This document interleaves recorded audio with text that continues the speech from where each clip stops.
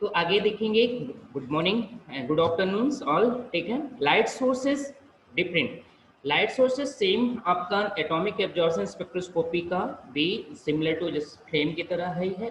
कुछ थोड़ा सा इसके अंदर चेंजेस है, मींस लाइट सोर्स में कुछ मॉडिफिकेशंस कर देते हैं, कुछ स्पेसिफिसिटी है, मतलब कुछ एडवांटेज हैं वो हम यहाँ पे देखते हैं। ठीक है, तो जनरली कंटिन्यूअस लाइट सोर्सेस में continuous sources such as hollow cathode lamp, electrode discharge lamp, deuterium lamp and only deuterium lamps are used for the background correction purpose. मतलब अपना डिफरेंट डिफरेंट सोर्सेस हैं, रेडिएशन सोर्स, लाइट के source हैं जिसके through हमारी lights हमारे आगे इसमें सैंपल पे जाएगी, है ना। तो इसके अंदर लेकिन जनरली जो हमारा बैकग्राउंड करेक्शन के लिए हम क्या यूज करते हैं, बैकग्राउंड। जैसे अपन यूबी का जब प्रैक्टिकल से स्टार्ट करते हैं तो पहले क्या करते हैं, यूबी का बेस लाइन करेक्शन करते हैं। उसी प्रकार जब हम आईआर करते हैं, आईआर का प्रैक्टिकल करते हैं, तो सबसे पहले हम, ठीक है, बैकग्राउंड का सिलेक्शन करते हैं। ठीक है, उसका इनिशलाइजेशन करना है जिसको हम बोलते हैं एक प्रकार का इनिशलाइजेशन करते हैं। तो उसी प्रकार हमारा बैकग्राउंड का अगर करेक्शन करना है उसके लिए ड्यूटेरियम लैम्प का यूज कर सकते हैं भाई। The advantage of this technique is only the medium resolution monochromator is necessary for measuring the AAS atomic absorb। अब आपको पता है डिफरेंट टाइप्स के मोनोक्रोमेटर से यूज करते हैं।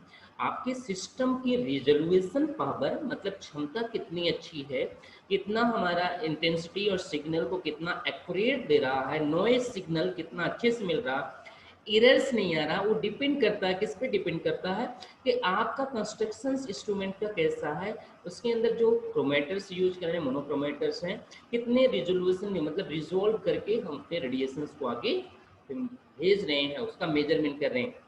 हाउएवर इट हैज बीन, इसका डिसएडवांटेज क्या है, that usually separate lamp is required for each elements के लिए अलग अलग separate lamp that has to be determined. आगे देखेंगे सी एस ए एस, इसका एक नाम होता है, सी एस और ए एस होगा, आगे डिटेल करेंगे। एटॉमिक एब्जॉर्प्शन जैसे कंट्रास्ट सिंगल लैम्प।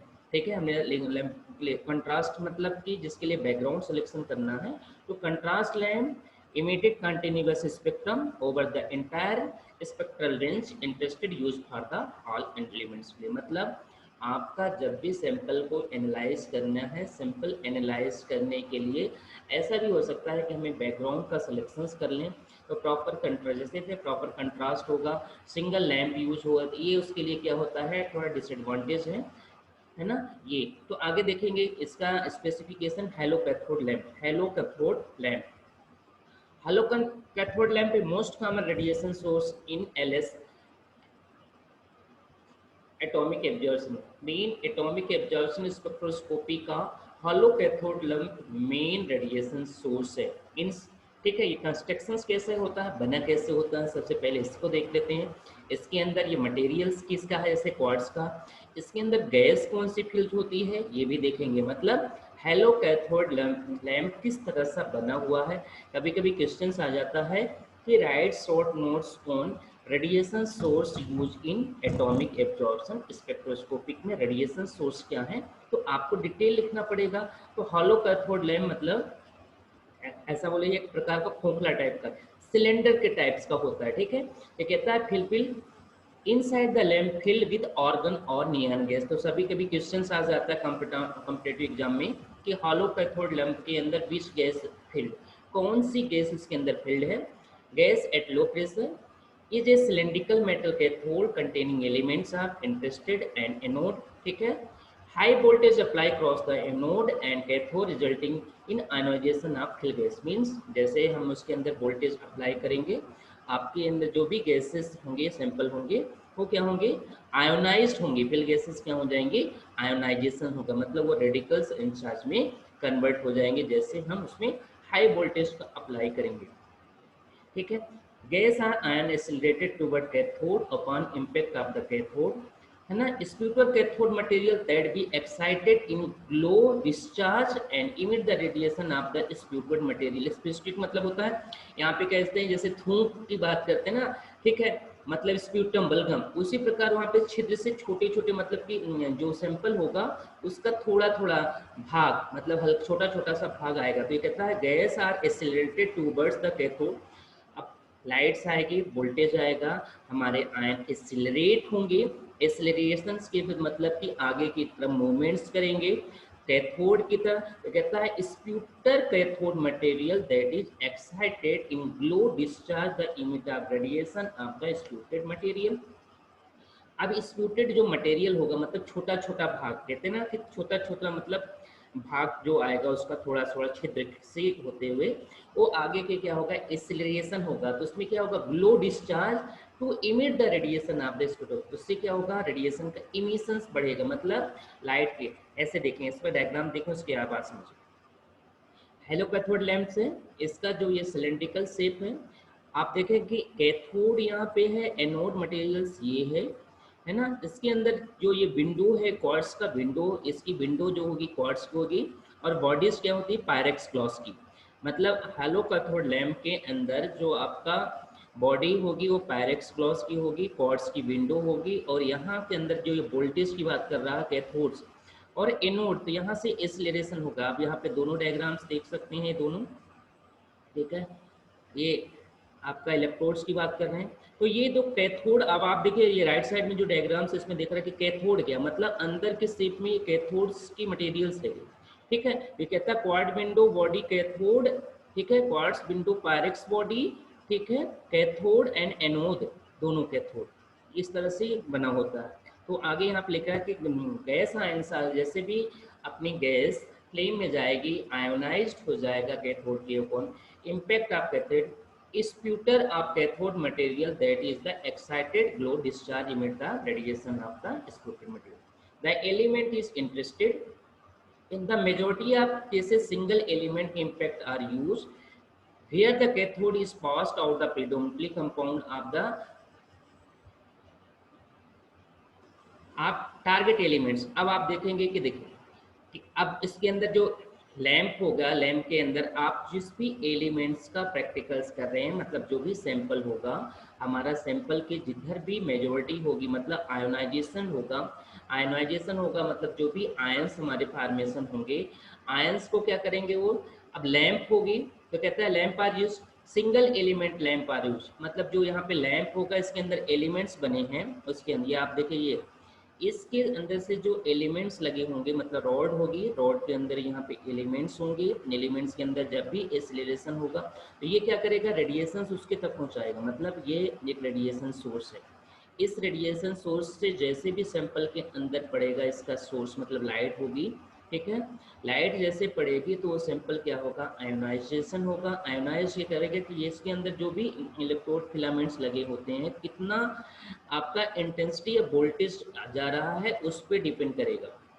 ये कहता है कि in the majority case of single element lamp are used whether the cathode is passed out the predominantly compound by the target elements, जिस elements को अपन करना है टारगेट बनाना है मतलब कि जिसको हमें प्रॉपर सैंपल डालना है उसी पे वो टारगेट करेगा, ऐसा करना।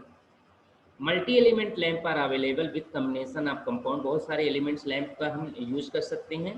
Target element press the cathode की तरफ। Multi element lamp produce slightly less sensitivity than single element, अगर ये सिंगल एलिमेंट्स जो होगा उसकी सेंसिटिविटी ज़्यादा होगी, पावर ज़्यादा होगा, और बहुत सारे एलिमेंट्स के लिए लैंप यूज करेंगे, एलिमेंट लैंप यूज करेंगे तो उसकी सेंसिटिविटी क्या होगी कम होगी। The combination of element have to selected carefully, avoid the spectral interference, मतलब यहाँ पे भी कह रहा है कि जब भी उसके अंदर अपना कैथोड लैंप की रेडिएशन सोर्स उसके सैंपल पे पड़ती है, उस सैंपल के अंदर वो सैंपल हमारा आयोनाइज्ड हो जाएगा, तो आयोनाइजेशन होने के बाद जो भी ये स्पेक्ट्रा दे रहा है उस स्पेक्ट्रा के अंदर कन्फर्मेशंस नहीं होता हो, इसलिए क्या करते हैं उसके अंदर पहले हम स्पेक्ट्रल इंटरफेरेंस का यूज़ करते हैं।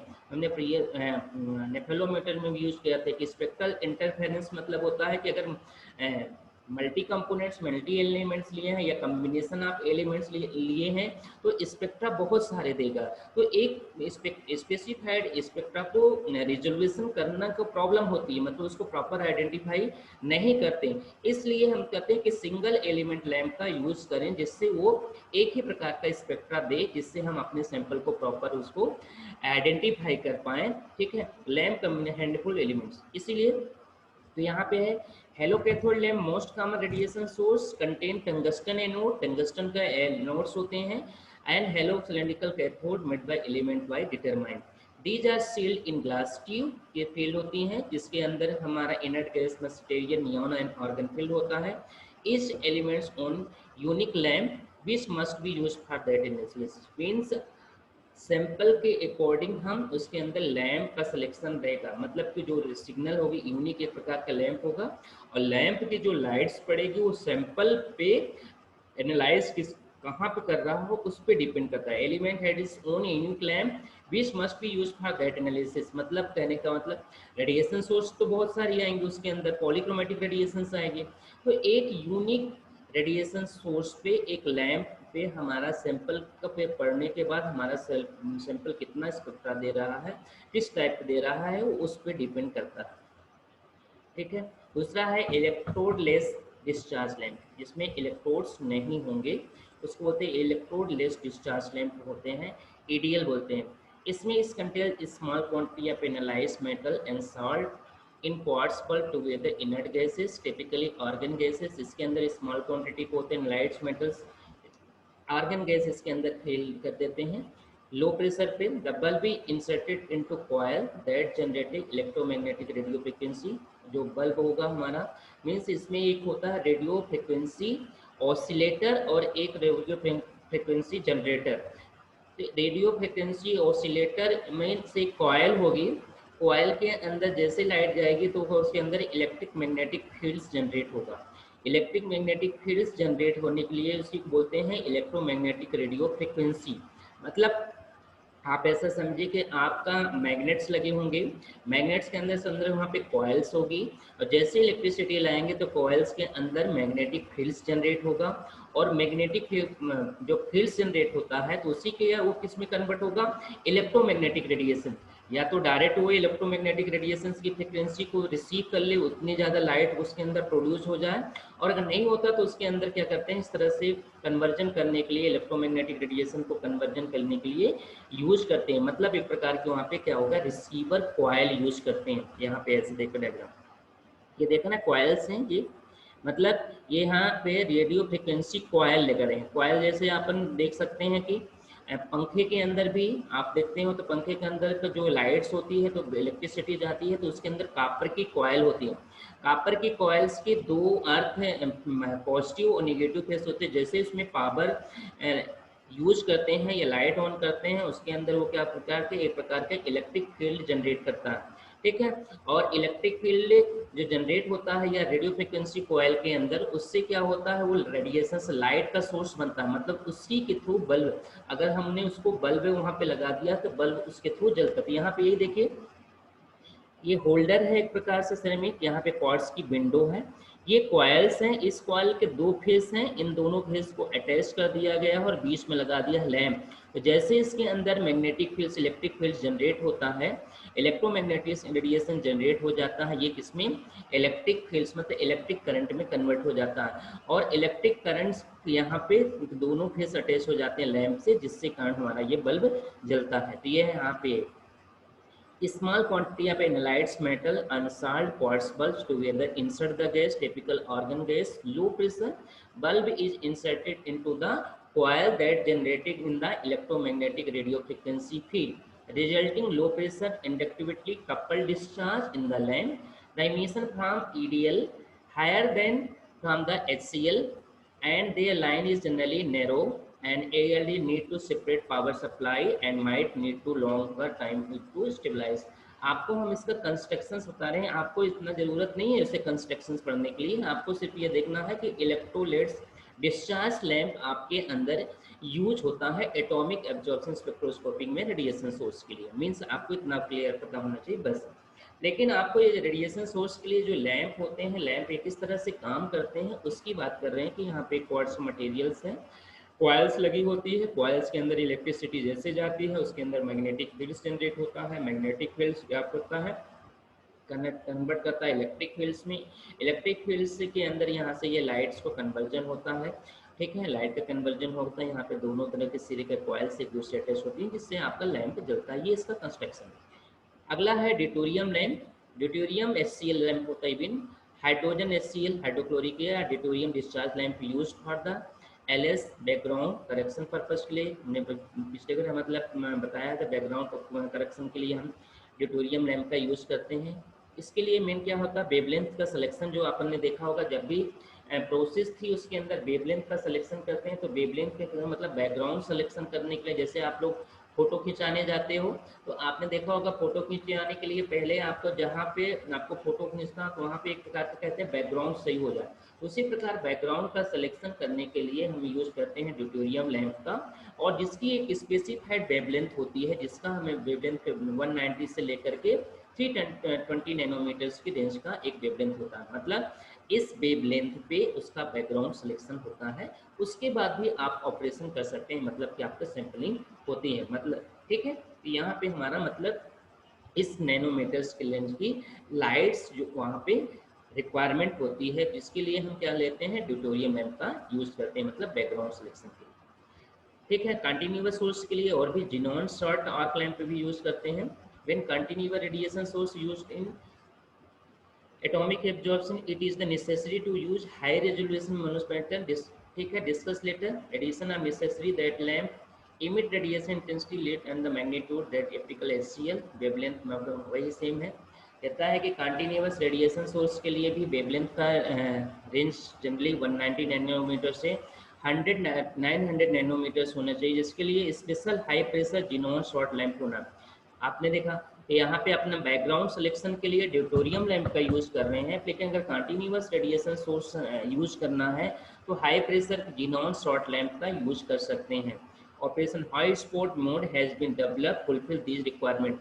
मीन्स आप 190 से लेकर 900 नैनोमीटर की वेवलेंथ को अगर आप सिलेक्शन करना चाहते हैं तो उसके लिए जिनॉन शॉर्ट ये लैंप या आर्क लैंप का यूज करना पड़ेगा। ठीक है, और अगर 190 से 320 के बीच का अगर बैकग्राउंड चाहिए तो उसके लिए आपका ड्यूटेरियम लैंप यूज करना पड़ता है। ये हमारे रेडिएशन सोर्स हैं, तो अगर आपको डिटेल आता है तो लिखना, नहीं तो आप सिर्फ नाम डाल करके छोड़ दें।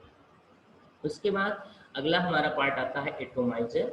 एटोमाइजर सैंपल को आगे बढ़ाने का काम करता है। जैसे आपने कहा कि सैंपल डिलीवरी, सैंपल को डिलीवर करना है, उसके बाद आगे फ्लेम तक पहुंचने के लिए, से उसका रेडिएशन सोर्स तक पहुंचने के लिए सैंपल को लिए हमें एटोमाइजर का यूज करते हैं।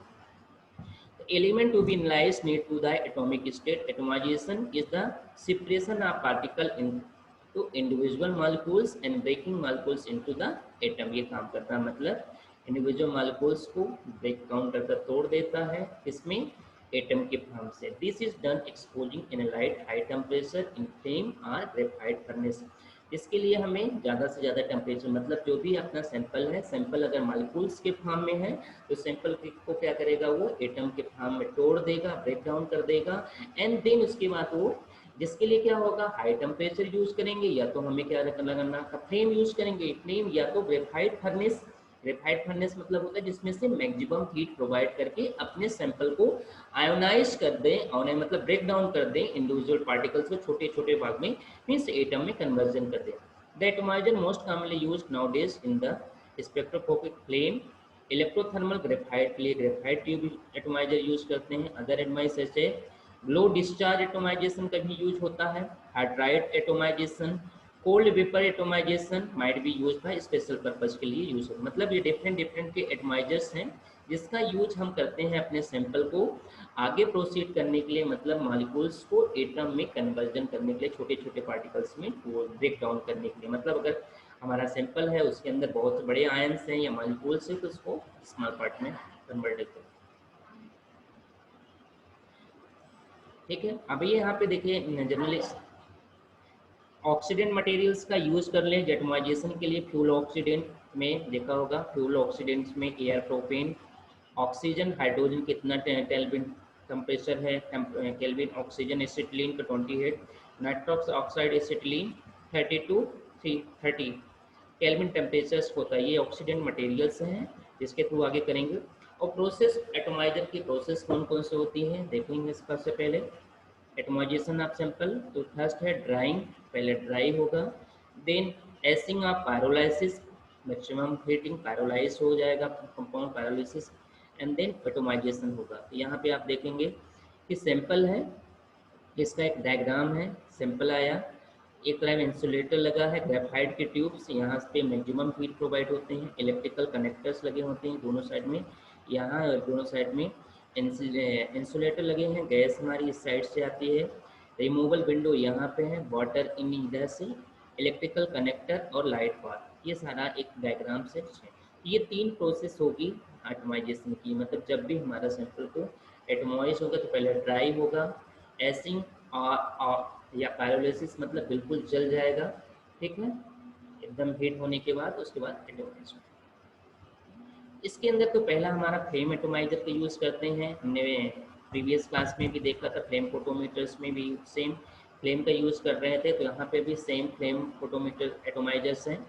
Oldest most commonly use atomizer atomic absorption और फ्लेम, दोनों का प्रिंसिपल दोनों के लिए यूज करते हैं। Air acetylene flame with temperature about, air acetylene flame का यूज़ कर रहे हैं जिसके अंदर 23 डिग्री से temperature, and nitrous oxide and 2 acetylene flame भी यूज़ कर सकते हैं, इससे टेम्परेचर क्या होगा मैक्सिमम हो जाएगा 27। In latter flame addition offer more radiation environment readily suited for light and high flame. अब आप देखिए सिक्किन सिस्टम फ्लेम फोटोमीटर के लिए है, ये क्या क्या करते हैं, सपोज सैंपल है, सैंपल को पहले हमने क्या किया नेबुलाइजेशन करते हैं, आगे नेबुलाइज के बाद क्या होगा, ये फाइन पार्टिकल्स में कन्वर्ट हो जाएगा, कन्वर्जन इनटू फाइन मिस्ट या स्मॉल ड्रॉपलेट्स में, स्मॉल ड्रॉपलेट्स के बाद क्या होगा अगला एस्पायरेशन इनटू स्प्रे चैम्बर या मिक्सिंग होगी, and then aerosol mix with combustion gas, उसके बाद एरोसॉल से कंब्यूशन गैस मतलब से मिक्स हो जाएगा, जैसे कंब्यूशन मिक्स मतलब जलाने वाली गैस की बात कर रहे हैं। एरोसॉल में एरोसॉल क्या करेगा, जो बड़े पार्टिकल्स होंगे उसको सेपरेट कर देगा, स्मॉल पार्टिकल्स में या ड्रॉपलेट्स को आगे प्रोसीड करेगा, और यहाँ पे प्रोसीड होने के बाद यहाँ पे अपना एटमाइजेशन होगा, मतलब हीट होगा सैंपल का, जैसे हीट हो जाएगा तो ये हमारे छोटे छोटे पार्ट में कम पड़, तो ये हमारा फ्लो चार्ट है हमारा फ्लेम एटोमाइजर्स का। ये आप देख रहे हैं इंस्ट्रूमेंट्स है जहाँ से फ्लेम एटोमाइजेशन का प्रोसेस होता है। आगे ये देखिए हीट है किस तरह से, ये डायग्राम्स है आपको, ये देखिए फ्लेम में सैंपल गया, अलग अलग इसके स्टेप्स हैं और यहाँ से फ्लेम में वो कन्वर्जन होता है।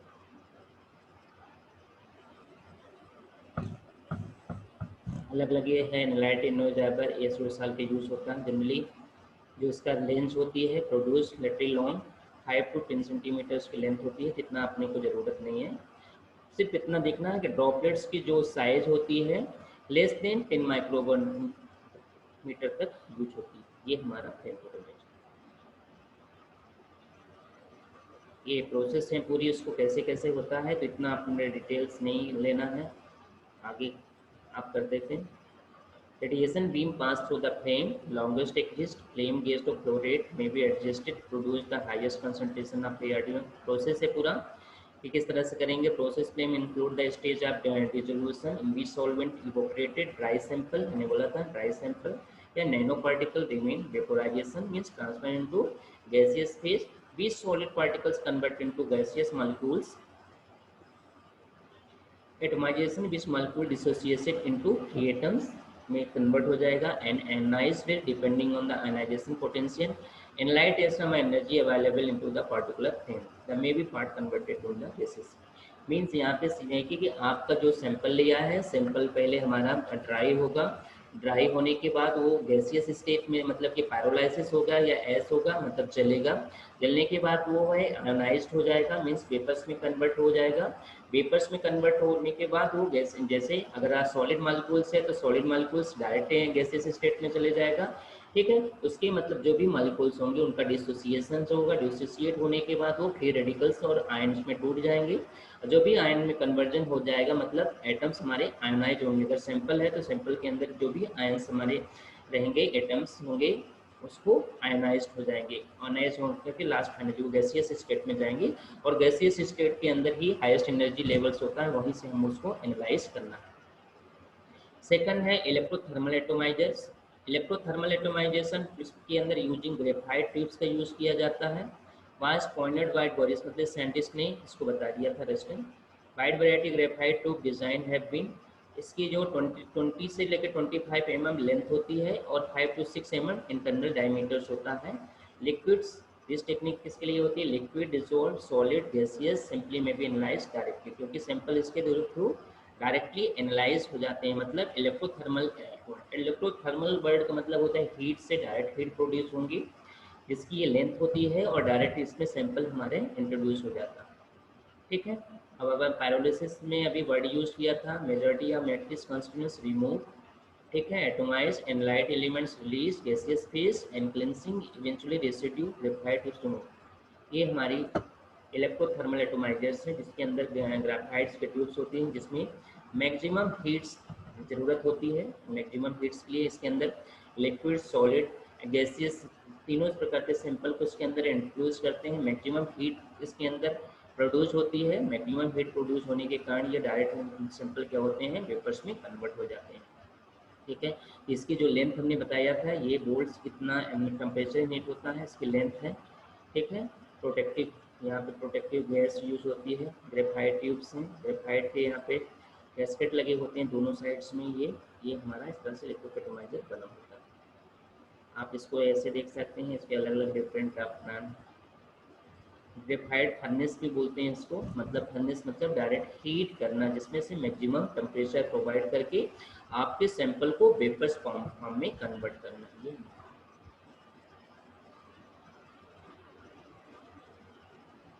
ग्रेफाइट ट्यूब ये लिखा, to create flame need to mix oxygen gas and fuel gas. Most cases air acetylene flame or nitric oxide flame use होते हैं। liquid or dissolved sample typically used by the flame atomization। Graphite tube furnace अलग अलग इसके diagram. उसके बाद graphite furnace atomisation construction, दो तीन इसके टाइप्स हैं ग्रेफाइट फर्नेस की। तीनों टाइप्स के अलग अलग डिफरेंट ग्रेफाइट फर्नेस एटोमाइजर, ठीक है। ट्यूब एटोमाइजर्स अलग है, फर्नेस एटोमाइजर है। ग्रेफाइट फर्नेस एटोमाइजर्स चाहिए, इसके अंदर ग्रेफाइट ट्यूब्स होगा, includes water cooling house, transparent window और इनर्ट प्योर गैसेस कंट्रोल के लिए यूज होते हैं। इलेक्ट्रिकल कंट्रास्ट मटेरियल्स, ठीक है। इसके बाद कुछ स्पेशल एटोमाइजर टेक्निक्स के यूज होते हैं। The flame electrothermal vaporiser most common atomiser techniques, several other atomisation method are use for specialised technique के लिए। उसके लिए ग्लो डिस्चार्ज एटोमाइजेशन यूज होता है, और hydride atomisation and cold vapour atomisation, तीन टेक्निक्स और होती हैं जिसके लिए थ्रू हम एटोमाइजेशन करते हैं, मतलब कि आपके सैंपल को आगे इंट्रोड्यूस करते हैं। Hydride generation technique, special solution specific elements use होते हैं इसके लिए। 10 to 100 compare to the alternative methods होते हैं। ये आप नाम बस लिख लीजिए, इसका इतना डिटेल्स नहीं है। इसमें 1% एक्सल सोल्यूशन आप सोडियम बोरोहाइड्राइड यूज करते हैं, which are contain glass vessels. तो आप ये क्वेश्चंस देख लेना, जिसमें मेन जो है कि सोडियम बोरोहाइड्राइड का यूज करते हैं हाइड्राइड एटोमाइजेशन के लिए, ठीक है। उसके बाद cold vapour atomisation, cold vapours techniques में एटोमाइजेशन में limited only determination of mercury due to the being able only metallic element has been large enough vapors pressure or ambient temperature use होता है। because it has been important determine the organic mercury compounds, मतलब mercury compounds के लिए, ठीक है। और reduce tin chlorides, और इसमें है the method initiated converting mercury into Hg plus ion by the oxidation from the nitric and sulfuric acid and followed by the reducing with silver with air। Means इसका oxidation भी होता है और इसका reductions भी होता है, दोनों प्रोसेस में होते हैं। तो ऑक्सीडेशन में नाइट्रिक और सल्फ्यूरिक एसिड यूज करते हैं, रिडक्शन के लिए टिन क्लोराइड, मतलब cold vapour atomisation generally use होता है मरकरी के लिए। तो ये याद रखना बस हो गया, ज़्यादा इसमें डिटेल्स नहीं। मरकरी के लिए एब्जॉर्बेंस में लैम्डा मैक्स 253 होता है।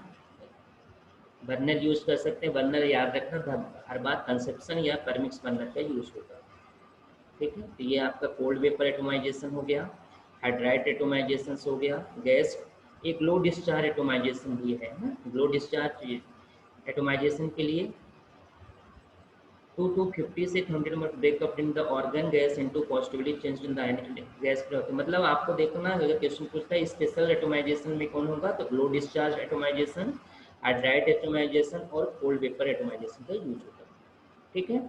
ये आपका एटोमाइजेशन टेक्निक्स हैं, एटोमाइजेशन अलग अलग यूज करते हैं, और बर्नर के साथ आपके एटोमाइजेशन क्या होते हैं, एटोमाइजर अटैच होते हैं।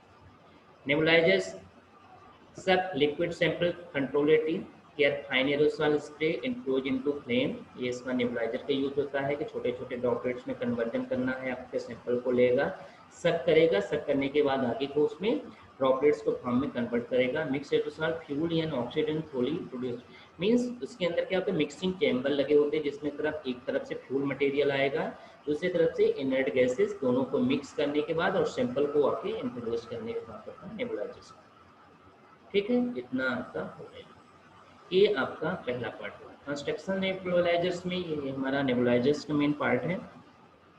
ठीक है, sample to be nebulised taken aspirated by capillary tubes. दूसरा है नेबुलाइजेशन सैंपल प्लस, हमने नेबुलाइजर के लिए सैंपल प्लस फ्यूल मटेरियल्स, ठीक है, प्लस ऑक्सीडेंट, तो फाइन मिस्ट मतलब छोटे छोटे पार्ट में मिस्ट में छोटे छोटे पार्ट ड्रॉपलेट्स में कन्वर्ट हो जाएगा।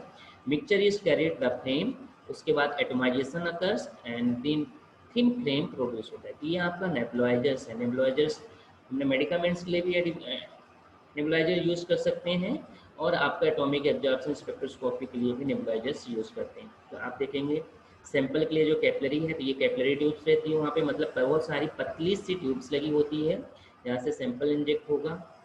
ठीक है, एंड देन नेबुलाइजर्स जो भी वेस्ट मटेरियल सीधे से नहीं जाएगा, नेबुलाइजर के एक्सीडेंट मटेरियल इस साइड से ऑक्सीडेंट आएंगे, फ्यूल गैसेस को यहाँ से यूज़ करते हैं। ठीक है, यहाँ पे नोब्स होगा, नोब्स को ओपन करेंगे, ऑक्सिलरी ऑक्सीडेंट मटेरियल यहाँ, ठीक है, ये दोनों तरफ से यहाँ पे मिक्सिंग होगी। फ्लो स्पॉइलर रिटेनिंग स्क्रू लगे रहते हैं, जो रिमेनिंग पार्ट होता है उसको यहाँ से, ठीक है, रिमेनिंग पार्ट को यहाँ से निकाल देगा और यहाँ पे वेस्टेज बाहर आ जाएगा। बाकी इसको इंट्रोड्यूस करेगा आगे के लिए। यहाँ पे अपन बर्नर हेड लगे होंगे, मतलब बर्नर होगा परमिक्स से, और दोनों प्रकार के बर्नर यहाँ यूज होंगे। जैसे ये जाएगा ये जलेगा।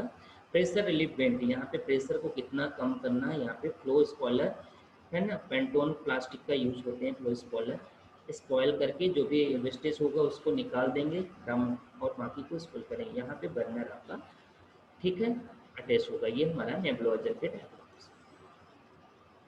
सम ऑक्सीडेंट मटेरियल्स कौन से जनरली यूज होंगे ऑक्सीडेंट्स में? नेचुरल गैसेस के लिए ऑक्सीडेंट एयर, टेम्परेचर इतना, maximum burning velocity, acetylene oxygen की वेलोसिटी सबसे ज़्यादा है एंड टेम्परेचर भी सबसे मैक्सिमम है आपका एसिटिलीन ऑक्सीजन के लिए। एसिटिल नाइट्रोक्साइड का 26 इस तरह से हमारा फ्यूल, ऑक्सीडेंट मटेरियल्स, टेम्परेचर और मैक्सिमम बर्निंग वेलोसिटी इस तरह से होता है। मतलब अगर हमें मैक्सिमम बर्निंग वेलोसिटी चाहिए तो एसिटिलीन ऑक्सीजन का मिक्सचर्स यूज कर सकते हैं, और मिनिमम चाहिए तो नेचुरल गैस और एयर के साथ हम एक यूज करते हैं। ये मिनिमम और मैक्सिमम वेलोसिटी बर्निंग, ठीक है। उसके बाद आपके मोनोक्रोमेटर्स आपने प्रीवियस क्लास में भी पढ़ा, सेम वही होता है। ठीक है, पॉलीक्रोमेटिक रेडिएशन या सिग्नल्स जो भी लाइट्स आएगी उसको ये मोनोफॉर्म में कन्वर्ट करना। ठीक है, सिंगलेट स्पेसिफिक वेवलेंथ, बहुत सारी वेवलेंथ होती है, उसको singlet light absorb by the sample and exclude हो जाता वेवलेंथ। ये डायग्राम से हमारे, ठीक है, focusing mirror, कॉलीमेटिक mirror, diffracting greetings हैं, एग्जिट स्लिट और एंट्रेंस स्लिट। यहाँ पे कॉलीमेटिक सिस्टम में लाइट आएगी, कॉलीमेटिक सिस्टम में जाएगी, देन ग्रेटिंग्स, फोकसिंग मिरर्स, उसके बाद एग्जिट स्लिट। यहाँ पे